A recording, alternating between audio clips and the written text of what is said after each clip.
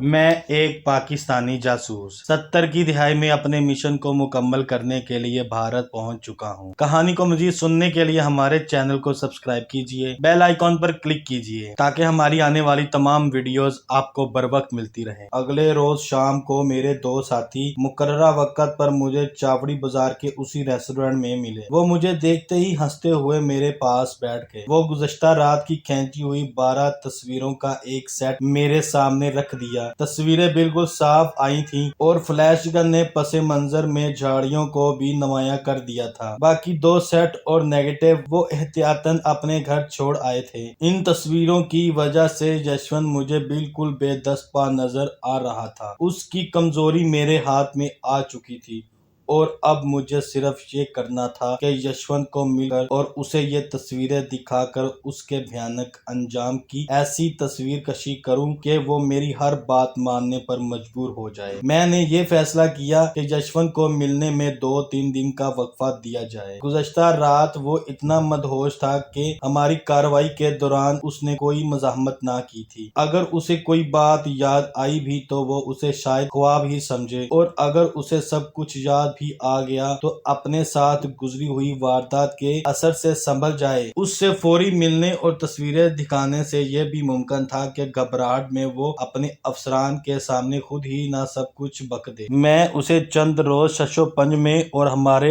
اگلے قدم کے انتظار میں رکھنا چاہتا تھا۔ ہم ریسٹورنٹ میں 2-3 گھنٹے بیٹھے رہے، لیکن اسی رات یشونت آیا۔ یشونت کے ساتھ اس رات جو گزری وہ ہمارا پہلے سے تیار کردہ منصوبہ نہ تھا۔ یہ محض اتفاق تھا کہ پہلے روز ہی وہ سب کچھ ہو گیا، لیکن اب مجھے بازی جیتنے کے لیے اپنے پتے نہایت ہوشیاری سے کھیلنے تھے۔ میں نے ساتھیوں کو کہا کہ عیسائی سویپر کے پیچھے لگے ہوئے دونوں ساتھیوں کو کہے کہ وہ اپنا کام جلدی لیکن ہوشیاری سے مکمل کرے۔ میں چاہتا تھا کہ اگر یشونت کو میں نے قابو کر لیا تو سویپرز کے ذریعے ہمارا کام فوری شروع ہو جائے۔ میں اٹھتے ہوئے دونوں ساتھیوں سے کہا کہ اگلی صبح وہ یشونت کی نگرانی کرے اور دیکھے کہ وہ دفتر جاتا ہے یا نہیں۔ اس کے چہرے سے تاثرات کا اندازہ لگائے اور ہر شام اسی ریسٹورنٹ میں بیٹھ کر یشونت کی وہاں آمد کا انتظار کرے۔ جوں ہی وہ بالا خانے کی طرف جائے تو ایک اس کا پیچھا کرے اور دوسرا مجھے اکبر ہوٹل کی لابی میں آ کر بتا دے۔ ان انتظامات کے تحت 4 روز میں یشونت کا انتظار کیا، لیکن وہ چاوڑی بازار کی طرف نہیں آیا۔ دوسری طرف سویپرز کو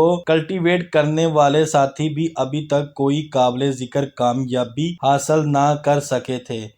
ان حالات میں نے یہ فیصلہ کیا کہ بجائے یشونت کی آمد کے انتظار میں مزید وقت ضائع کرنے کے خود اس سے رابطہ کیا جائے۔ میں نے اپنے ایک ساتھی کی ڈیوٹی لگائی کہ وہ یشونت کی دفتر سے واپسی کے وقت کسی بس اسٹاپ کے قریب ایک چٹ اسے تھما کر فوراً بس سے اتر کر غائب ہو جائے۔ دوسرا ساتھی یشونت کے گھر اترنے کے اسٹاپ پر اس کی خفیہ نگرانی کرے اور دیکھے کہ یشونت گھر جاتا ہے یا چٹ پر لکھی ہدایت کے مطابق سرائے بیرم خان کے پہلے بس اسٹاپ کے بالکل سامنے ایک ریسٹورنٹ کی طرف جاتا ہے، اور یہ بھی دیکھے کہ یشونت کا پیچھا تو نہیں کیا جا رہا۔ چٹ پر میں نے انگریزی میں لکھا تھا، وہ بالا خانے کے حوالے سے اور بعد میں پیش آنے والے واقعات کی روشنی میں اپنی اور اپنے گھر والوں کی بھلائی کے لیے اس ریسٹورنٹ میں اپنے گھر جانے سے پہلے پہنچ جائے۔ میں نے چٹ پر یہ بھی لکھا تھا کہ اس چٹ کے اسے ملنے کے بعد ہمارے ساتھی اس کی مسلسل نگرانی کر رہے ہیں، اور اگر اس نے چٹ پر درج ہدایت کی کوئی بھی خلاف ورزی کی تو اسے اور اس کے گھر والوں کو ناقابل تلافی نقصان پہنچے گا۔ یہ سارا کام آئندہ روز ہونا تھا۔ میں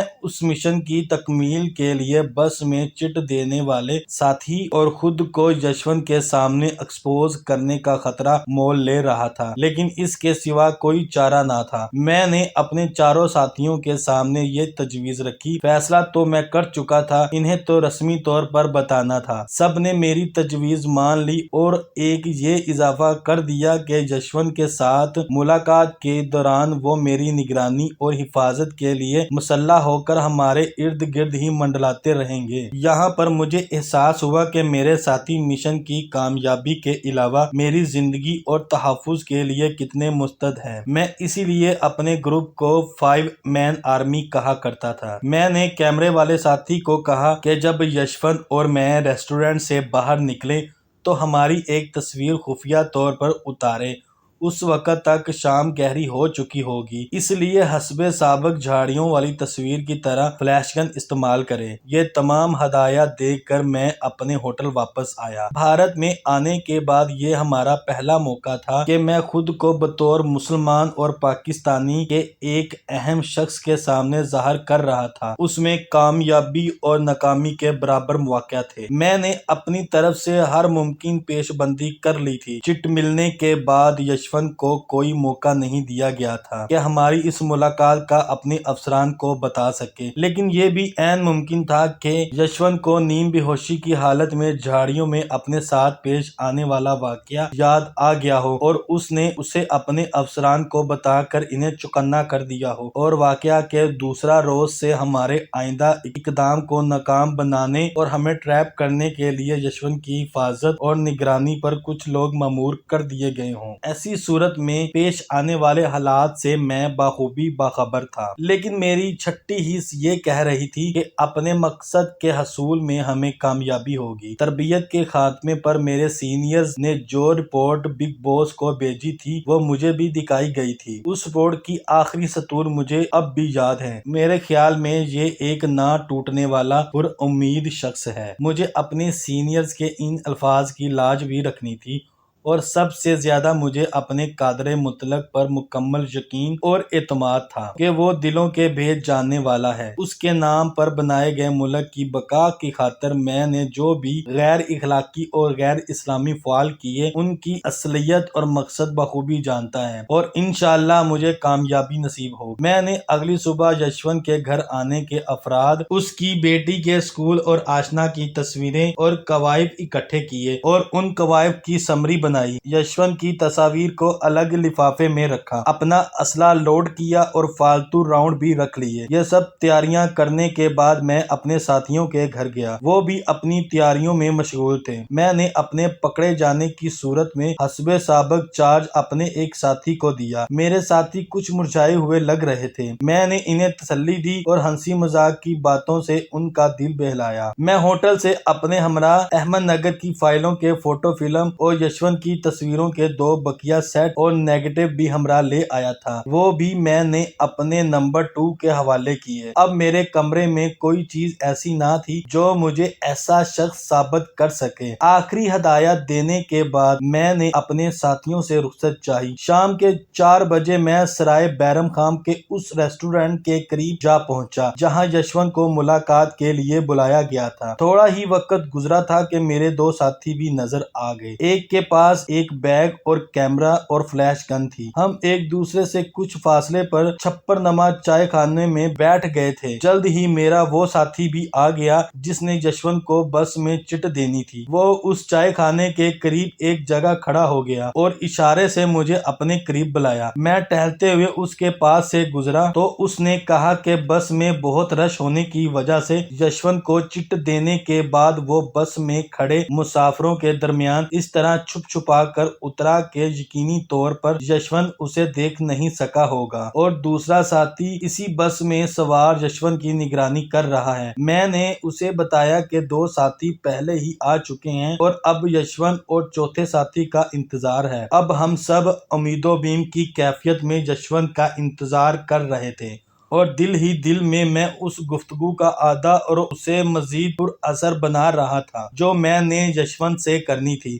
اسی گفتگو پر ہمارے اس مشن کا دارومدار تھا۔ میں چاہتا تھا کہ یشونت کو ہمارے ساتھ تعاون نہ کرنے کی صورت میں اس سے مستقبل کا وہ بھیانک رخ دکھلاؤں کہ وہ اسی ریسٹورنٹ کے باہر سے شروع ہوگا اور اس کے گھر کے تمام افراد کو اپنی لپیٹ میں لے لے گا، حتیٰ کہ اس کا بریکنگ پوائنٹ ٹوٹنے اور مدافعت کے خاتمے کا نقطہ آ جائے اور وہ ہمارے ساتھ تعاون پر آمادہ ہو جائے۔ ایسی صورت میں اس کی حفاظت کے علاوہ مالی فوائد فوائد کا بھی لالچ دیا جائے۔ میں اپنی ہونے والی گفتگو کے بیچ و خم کو مزید درست کرنے کے لیے اسی چھپر ہوٹل میں ایک اونٹ پر بیٹھ گیا۔ قریب 6 بجے ایک ساتھی نے ہوٹل کے سامنے سے گزرتے ہوئے سیٹی بجائی۔ میں نے اس کی طرف دیکھا، اس نے سر کو ہاں کے انداز میں ہلایا۔ یہ یشونت کی آمد کی اطلاع تھی۔ شام کے بڑھتے ہوئے سائے میں نے یشونت کو مردہ قدموں سے ریسٹورنٹ میں داخل ہوتے دیکھا۔ اس سے کچھ فاصلے پر میرا جو ساتھی اس کے تعاقب میں تھا نظر آیا۔ میں چھپر ہوٹل سے اٹھا اور اس ساتھی کے قریب سے گزرا۔ اس نے سرگوشی میں کہا کہ یشونت اپنے گھر سے بہت پہلے ایک سٹاپ پر اتر کر سرائے بیرم خان کی بس پر سوار ہو گیا تھا۔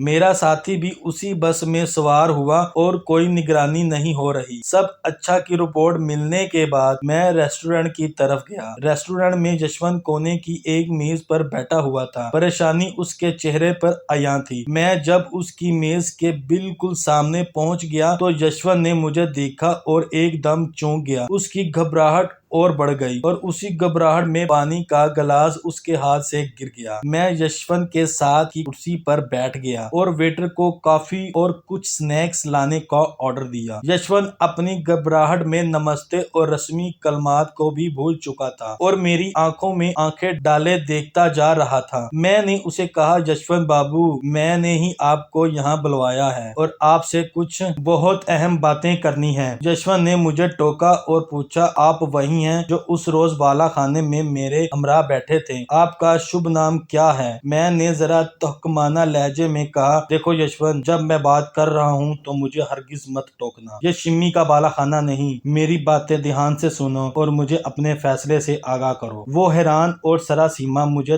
تکے جا رہا تھا۔ میں نے ایک ایک کر کے اس کے لڑکے اور لڑکیوں کی تصاویر اس کے سامنے رکھ دیں اور ان کے نام بھی بتا دیے۔ پھر اس لڑکی کے اسکول اور اس کی استانی لڑکی کے آشنا کی تصویریں بھی سامنے رکھ دیں۔ ان تصاویر کے دیکھنے کے بعد اس کا رد عمل دیکھنا چاہتا تھا۔ اس سے پہلے کہ وہ کچھ بولے میں نے کہا، یشونت، میں تمہارے اور تمہارے گھر کے افراد کے بارے میں اتنا کچھ جانتا ہوں جتنا شاید تم بھی نہیں جانتے، اور تمہارے بارے میں ایک خاص بات اور اس کے ساتھ ہی جھاڑیوں کی اوٹ میں لی گئی 12 تصویریں اور اس کے سامنے رکھ دی۔ یشونت ایک ایک تصویر دیکھے جاتا اور اس کی پریشانی اور گھبراہٹ بڑھتی جاتی تھی۔ آدھی تصویریں دیکھ کر ہی وہ حوصلہ چھوڑ بیٹھا۔ اس کی پیشانی پسینے سے بھیگ چکی تھی۔ فی الحقیقت اس کا جسم کانپ رہا تھا۔ میں نے تصویریں اس کے سامنے اٹھا لیں۔ یشونت کہنے لگا، اس عورت کو میں بالکل نہیں جانتا، میں بالکل نہیں جانتا۔